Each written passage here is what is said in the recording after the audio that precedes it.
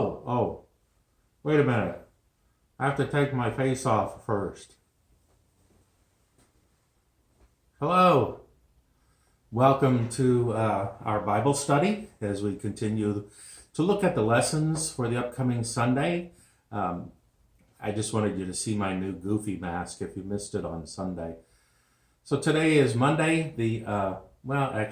I'm recording Monday. It'll go up Tuesday. And it's going to be the 13th. See, I'm already off. That's what happens when you get back from vacation. But today I want to look at Isaiah 45, verses 1 through 7, and share with you some of my reflections. But I want to start off by reading the introduction and then the actual verses themselves. And then I'll give you some reflections based on my reading and what I've read from some other folks who write commentaries about this. So Isaiah 45, 1 through 7. The prophet announces that Cyrus, the Persian emperor, is the one the Lord has anointed to end Israel's exile. The Lord makes this choice so that the world will recognize this Lord as the only God. Persia had a God of light and a God of darkness. The Lord claims sovereignty over both light and darkness.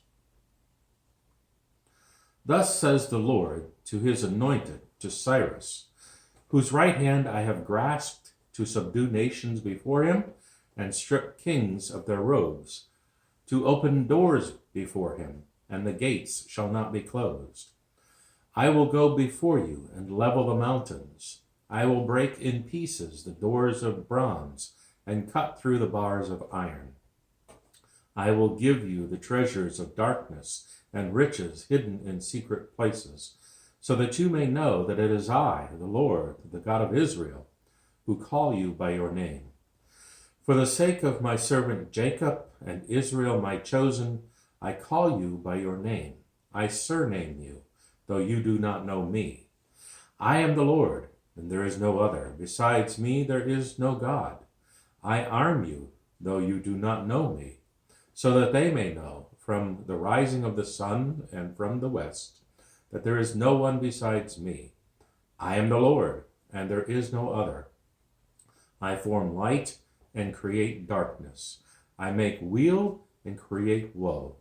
I, the Lord, do all these things. This part of Isaiah's prophecy comes at a very odd time for the people of Israel, to whom Isaiah is prophesying, of course.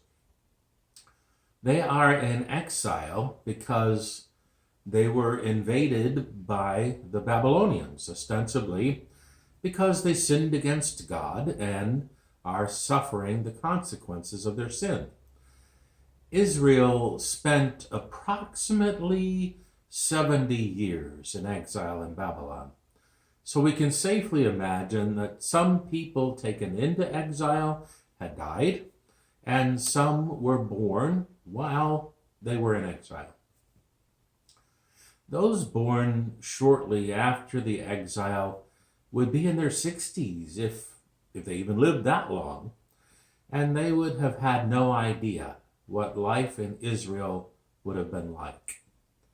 It would not have been unusual for those who had spent their entire lives in exile to pick up at least some of the characteristics of the Babylonians. They may even have intermarried, which would have been forbidden by Jewish law.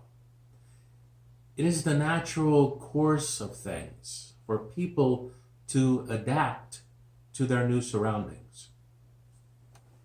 In the background of their life in exile was the destruction of the temple in Jerusalem, which was, of course, considered to be the place where Yahweh lived, God's house, which may have been interpreted that Marduk, the main god of all of the Babylonian gods, was more powerful than Yahweh. Also in the background was the near destruction of the Davidic line of kings, the line of David. Many were killed. Others were being closely watched during exile. You can read more about that if you care to in Lamentations, in 2 Kings, and in the last third of the book of the Psalms. Now Yahweh wants it made clear that he is the God above all gods. And he does this by making Cyrus, king of Persia, his tool to end the Babylonian exile and return his chosen people to Israel to begin rebuilding the temple. As Christians, we know that the line of King David did not end in the exile.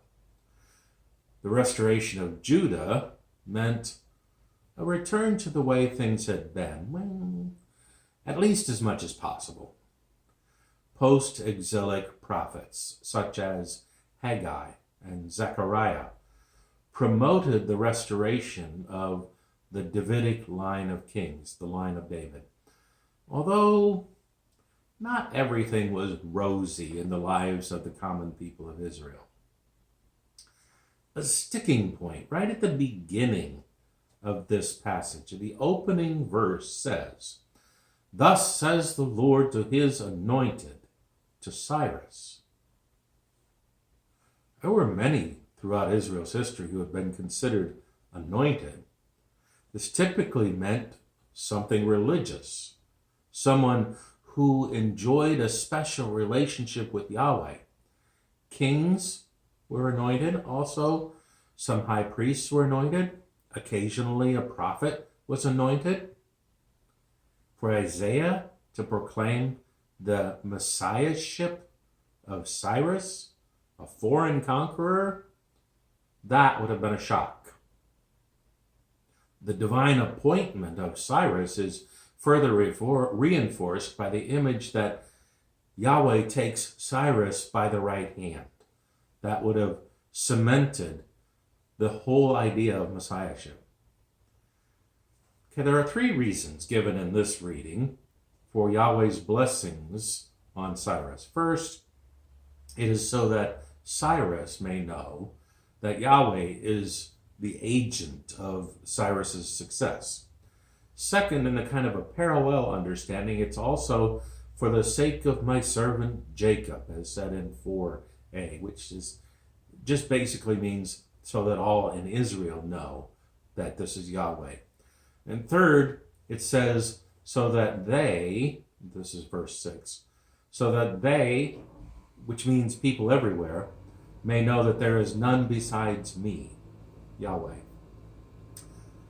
The combinations then in verses 6 and 7, formed by these unusual pairings, east and west, light and darkness, weal and woe, these things emphasize the completeness of Yahweh's power, that there is none besides me. Cyrus does fulfill Yahweh's mission by conquering Babylon, by sending the exiles home. Although by name, if not by action, Cyrus disappears from Isaiah shortly after this reading. In the prophet's view, sending the people home from Babylon, underwriting the rebuilding of the temple, really changed very little for most of the people of Israel. They had been oppressed in Babylon in exile. Now they're back home in Judah and Israel, and they're oppressed there. In biblical tradition, an anointed king was not supposed to enhance his own power at the people's expense. Rather, the king was supposed to ensure justice for the powerless. And by those standards, Cyrus failed miserably. He failed as the Messiah, the anointed. The Babylonian Jews who benefited because of Cyrus' conquest of Babylon, once they're home, they were the ethnic minority. They had no ability to control their own fate or that of the nation in which they were now living. the news of what we have come to call the suffering servant, which came later in Isaiah's writings, is said to have startled many nations.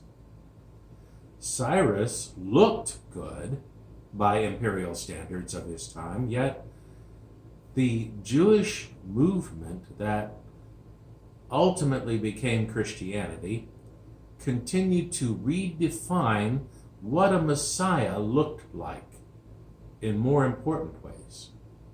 That, not the embrace of an authoritarian emperor, is the gospel of Jesus. And that is worthy of the world's attention. Thank you for joining me today as we looked at the first reading for this 20th Sunday after Pentecost. My lips are still not working after vacation. October the 18th, 2020. Take care. Have a great day. God bless.